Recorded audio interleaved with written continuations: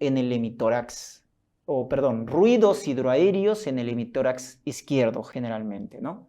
Entonces, cuando te digan bebito con distrés respiratorio, bebito con ruidos hidroaéreos en el hemitórax, un abdomen excavado o escafoide, tienes que pensar en hernia diafragmática congénita, ¿correcto? Hay desplazamiento también de las estructuras del mediastino, el corazón va más hacia la derecha, etc. Y puede producir hipoplasia pulmonar, que es un criterio de severidad porque esta va a generar hipertensión pulmonar. ¿Estamos? Cuando ya tiene hipertensión pulmonar, eso es severo. O cuando protruye el hígado también hacia el tórax, es severo.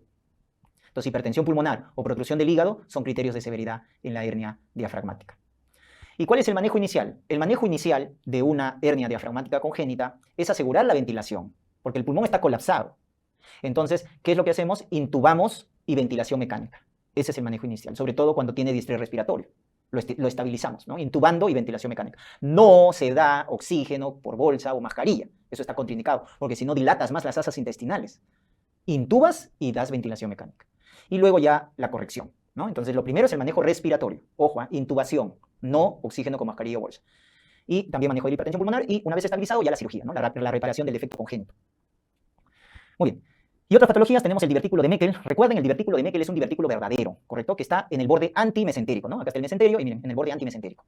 Y acá hay una reglita, ¿no? La reglita de los 2. Siempre va a ser 2, 2, 2, 2. Por ejemplo, prevalencia, 2% de prevalencia en los niños. Está localizado a 2 pies de la válvula ileocecal, más o menos 60 centímetros, o a 1 metro también, ¿no? Le dice. Está ubicado o mide 2 pulgadas, 5 centímetros. La localización más frecuente, ilion, recuerden, ilion, ¿ya? 2 formas clínicas, puede ser la hemorragia indolora, que es lo más frecuente, hemorragia, sangrado indoloro, o se puede inflamar y dar diverticulitis, la famosa apendicitis del lado izquierdo, ¿no? Entonces, 2 formas clínicas. Lo más frecuente es sangrado indoloro, ¿ya? O la inflamación. 2 tejidos ectópicos. Lo más frecuente, tejido gástrico. Por eso la clínica más frecuente es sangrado, porque el gástrico erosiona, genera ácido clorhídrico. Y el segundo, pancreático. El diagnóstico se hace con gammagrafía con tecnesio 99. Gammagrafía con tecnesio 99, que va a captar, ¿no? El tejido ectópico. El tratamiento se hace una diverticulectomía, ¿no? En el caso generalmente de niños mayores, o en el caso de bebitos, lactantes, se hace una resección más o menos a 2 centímetros, ¿no? Nuevamente la reglita de los 2. ¿Eso a qué se refiere? A esto, miren, esto de acá, ¿ya? Entonces, si se hace en un niño mayor, ¿no es cierto? Se hace una diverticulectomía, acá, en cuña. Pero si es en un bebito lactante, se prefiere hacer esto, ¿no? Una resección intestinal, incluso con el borde mesentérico, a 2 centímetros del divertículo, ¿ya? Para evitar remanentes de tejido ectópico, ¿ya? Entonces ahí está el tratamiento. Muy bien, en caso de intususcepción, recuerden que la forma más frecuente es la ileocólica. O sea, mira cómo el ilion, ¿no? Se mete dentro de la parte del colon, ¿no? Entonces, la forma más frecuente es ileocólica. ¿Cuáles son las causas de la intususcepción o invaginación intestinal? La más frecuente primaria o idiopática. Está asociado a inflamación de la placa de Peyer, que está en el ilion. ¿Y eso por qué se inflama? Por infecciones virales. Adenovirus, rotavirus. Por eso, algunos casos de intususcepción te van a decir, ¿no? Antecedente de diarrea, de infección respiratoria. Mucho cuidado, porque la causa más frecuente es idiopática, asociada a infecciones virales. Pero si te preguntan la causa anatómica en niños, el más frecuente es divertículo de Meckel. Divertículo de Meckel, la causa anatómica más frecuente de intususcepción intestinal. Es más frecuente entre los 6 meses y los 3 años de edad, ¿ya? 6 meses y 3 años de edad. Por eso es la causa más frecuente de obstrucción intestinal en preescolares. Si te dicen la causa más frecuente de obstrucción intestinal en recién nacidos, lactantes, atresia jejunurial. Pero si te dicen en preescolares, intususcepción intestinal. La clínica es de obstrucción intestinal, distensión abdominal, vómitos, dolor, ¿no? Por eso cuando tienes un divertículo de Meckel, la clínica más frecuente es hemorragia indolora. Pero cuando ya duele, cuando ya genera vómitos, cuando ya genera distensión, o sea, clínica de obstrucción, ahí tienes que pensar en intususcepción intestinal, ¿ya? Muy bien, masa dolorosa en el cuadrante superior derecho y la típica deposición en jalea de Grosella. Eso es algo también característico de la intususcepción intestinal. La prueba de elección, la ecografía, es el estudio de elección para confirmar la intususcepción intestinal, que nos va a decir, ¿no? En un corte longitudinal, el signo del pseudoriñón, o sándwich también le llaman, y en el corte transversal, el signo de Diana. Signo de Diana, signo de pseudoriñón, piensa en intususcepción intestinal. El gol estándar es la radiografía con contraste de enema, pero que generalmente no se realiza con la clínica y con la ecografía, ya está hecho el diagnóstico. Por eso, si te preguntan de elección, ecografía. Solo si te preguntan el gol estándar o el más específico, radiografía con contraste de enema. El tratamiento de la intususcepción, cuando es no complicada, el tratamiento inicial es reducción neumática con enema. Reducción neumática o reducción hidrostática con enema. Ese es el manejo inicial.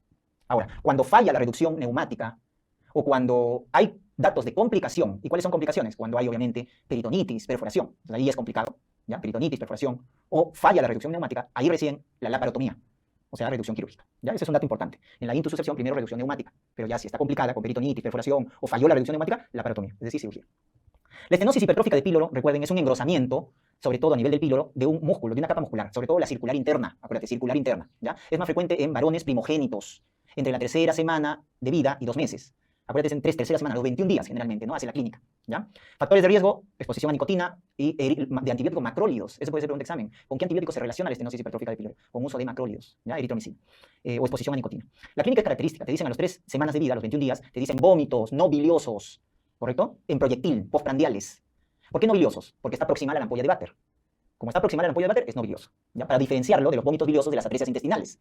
Claro, la atresia duodenal, dependiendo de la localización, la atresia jejuniliar te va a dar vómito bilioso. Pero cuando te digan no bilioso, en proyectil, postprandial, piensa ya en estenosis hipertrófica de píloro. Es característico. Puede dar también ictericia, se puede palpar una masa, se llama la oliva, y por los vómitos genera alcalosis metabólica, hipoclorémica, que es lo más común, y también hipocalémica, o sea, déficit en cloro, déficit en potasio. La ecografía es el estudio de elección, ¿correcto? La ecografía, que nos va a decir que el píloro está engrosado, la capa muscular está engrosada, más de 3 milímetros, y también está aumentada de tamaño, más de 14 milímetros, ¿no? Por eso, en un corte longitudinal, el píloro va a estar aumentado de tamaño, de longitud, ¿no? Y se parece a un cuello uterino, ¿no? Por eso le llaman también signo de cervix o cuello uterino, ¿ya? Muy bien. Y luego el estándar, la radiografía con contraste, ¿no? Pero la ecografía basta, es el estudio de elección. Tratamiento, lo primero en el manejo inicial de una estenosis hipertrófica del píloro es reposición de volumen, o sea, hidratarlo bien y hacer las correcciones electrolíticas. Porque bebito hace, ¿no? Alcalosis metabólica con hipocloremia, hipocalemia. Eso hay que corregir primero. Ese es el manejo inicial, te lo han preguntado varias veces. Y luego ya la cirugía definitiva. ¿Cómo se llama la cirugía definitiva? Se llama piloromiotomía de Ramstedt. La piloromiotomía de Ramstedt significa seccionar el músculo circular interno, que es el que está engrosado hipertrófico, ¿ya? Esa es la cirugía definitiva. Pero primero, ¿qué tienes que hacer? Corrección de volumen y de electrón. Por eso, en tratamiento hay que tener mucho cuidado. Generalmente las preguntas vienen de diagnóstico, de reconocimiento clínico, ¿no? Entonces te dicen, la clínica típica, tercera semana, vómitos no biliosos en proyectil, tienes que pensar en estenosis hipertrófica de píloro. Si te dicen dolor, heces en color jalea de grosella, tienes que pensar en tu sucesión intestinal, ¿no? Sangrado indoloro, diverticulometría. Generalmente viene de reconocimiento clínico. Pero también recuerda que muchas veces hay manejo inicial y manejo quirúrgico definitivo. Y eso hace bastante la diferencia, ¿no? Por ejemplo, en hernia diafragmática congénita lo mismo, ¿no? Primero el manejo respiratorio, intubar, ventilación mecánica, luego reparar el defecto.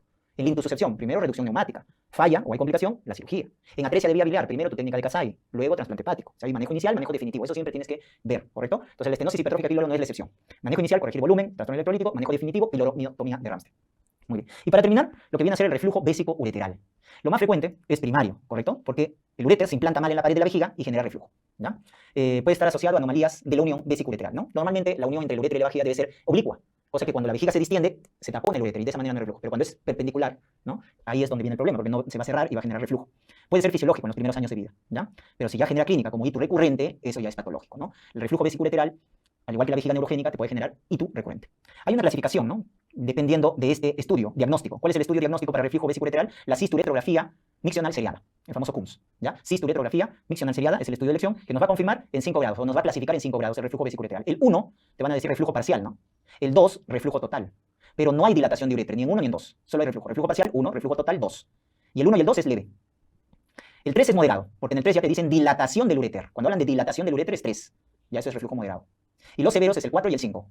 Porque además de dilatación del ureter te van a decir tortuosidad. Tortuosidad leve, moderada, 4. Tortuosidad severa, 5. El 4 y el 5 ya son severos. ¿Estamos? Esa es la clasificación. Muy bien. Y el tratamiento, en el caso del 1-2, que habíamos dicho que es leve, el manejo es conservador. Si te dicen que tiene antecedente de hito recurrente, hay que dar profilaxis antibiótica. Pero si no tiene hito recurrente, conservador, simplemente. En el 3 ya hay que hacer un manejo endoscópico para el reflujo, ¿no? Vesiculoreteral. O sea, la corrección de la unión uretero-vesical mediante endoscopía. Y el 4 y 5 ya es manejo quirúrgico. 4 y 5, como son severos, cirugía. Se hace un reimplante, ¿no? Del uréter en la vejiga. Reimplante ureteral, así se llama, ¿ya? Muy bien. Listo, doctores. Eso es todo con respecto al resumen integral de cirugía pediátrica. Gracias por su atención.